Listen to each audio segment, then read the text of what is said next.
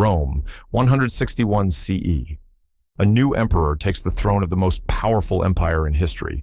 Power has a way of changing people. We've seen it before. Alexander, who began as a brilliant young king but became increasingly unstable, executing close friends and demanding divine honors. Augustus eliminated rivals while pretending to restore the Republic.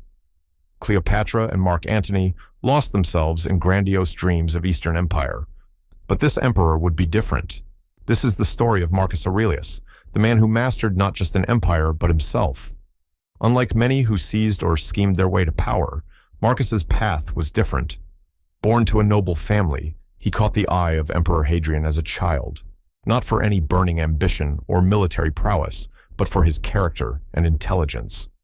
In a world of flattery and political maneuvering, young Marcus stood out for his commitment to truth and duty. When Hadrian arranged his adoption into the imperial family, Marcus embraced his responsibilities while maintaining his devotion to philosophical study. His letters from this period show someone balancing practical leadership training with deep intellectual interests. While other young nobles focused solely on military and political advancement, Marcus developed a broader understanding of the world through his studies with the empire's greatest minds. This combination of duty and philosophy would shape his entire approach to power. In the Rome that Marcus inherited was like a colossal statue with cracks in its foundation. On the surface, it was at its height, stretching from Britain to Egypt, wealthier than ever before. But the cost of maintaining such vast territories was bleeding the treasury dry. The frontiers were stretched dangerously thin, with too few soldiers guarding too many miles. In the far north, entire populations were on the move, pushing toward Rome's borders. And something else was coming, though no one knew it yet. Along the eastern trade routes, a disease was spreading that would kill more Romans than any foreign army ever had. When Marcus took the throne at 40, he had already seen what power did to people. His predecessors had shown contrasting paths: Nero's descent into madness, Caligula's megalomaniacal excesses, Domitian's paranoid purges. Hadrian, who had chosen Marcus for succession, showed a different way, traveling the empire, building rather than conquering, pursuing culture and learning. Yet even Hadrian's reign ended in bitter paranoia and execution of perceived rivals.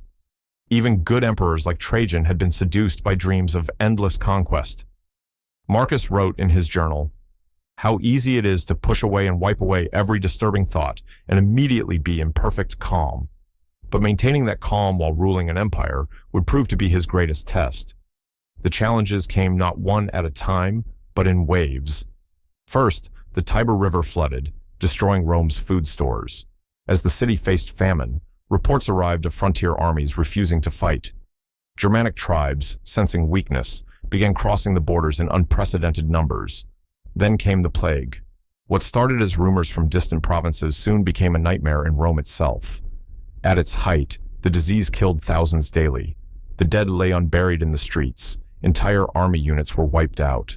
Trade collapsed. Religious panic spread. Some claimed it was divine punishment, the gods themselves turning against Rome. Where other rulers might have fled the city, Marcus stayed. He personally helped organize the burial of the poor, using his own money when the treasury ran dry. When army units dissolved in panic, he calmly recruited new ones. While others sought scapegoats, he focused on practical solutions. His writings during this period reveal someone using philosophy not as an escape, but as a tool for facing reality. Look beneath the surface. Never let a thing's intrinsic quality or worth escape you.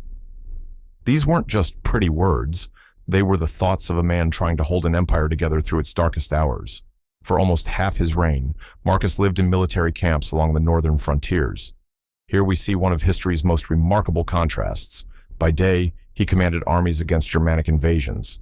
By night, he wrote philosophical reflections that would inspire people for centuries. In his tent, surrounded by maps and battle reports, he wrote, "When you wake up in the morning, tell yourself, 'Today I shall meet with interference, ingratitude, insolence, disloyalty, ill will, and selfishness.'" This wasn't philosophical theory.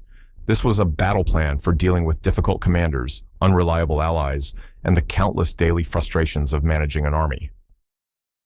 While other generals might rage at their subordinates or drink to forget their troubles, Marcus was developing tools to master his own reactions. In doing so, he maintained the clear head needed for command. Perhaps his greatest test came when his most trusted general, Avidius Cassius, declared himself emperor. The timing couldn't have been worse. Rome was still reeling from plague and invasion.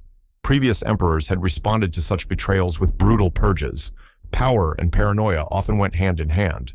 But Marcus's response showed a different kind of strength. When Cassius was killed by his own men, Marcus protected his family and burned their correspondence unread. "The best revenge," he wrote, "is to be unlike him who performed the injury." This wasn't weakness. It was a profound understanding that endless cycles of revenge would tear the empire apart. In 180 CE, at a military camp in Vindobona, modern Vienna, Marcus faced his last challenge, death itself. The plague that had haunted his reign finally caught up with him. While other emperors had died in paranoid rages or demanding to be treated as gods, Marcus remained himself to the end.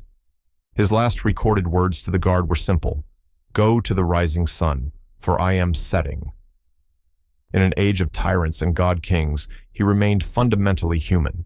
Yet even he couldn't pass this wisdom to his son, who would become one of Rome's most notorious tyrants. This raises fascinating questions about power itself. What makes some able to resist its corrupting influence while others succumb? Is it philosophy, character, or something else entirely? As today's leaders face similar tests of power, what can Marcus teach us about wielding it wisely?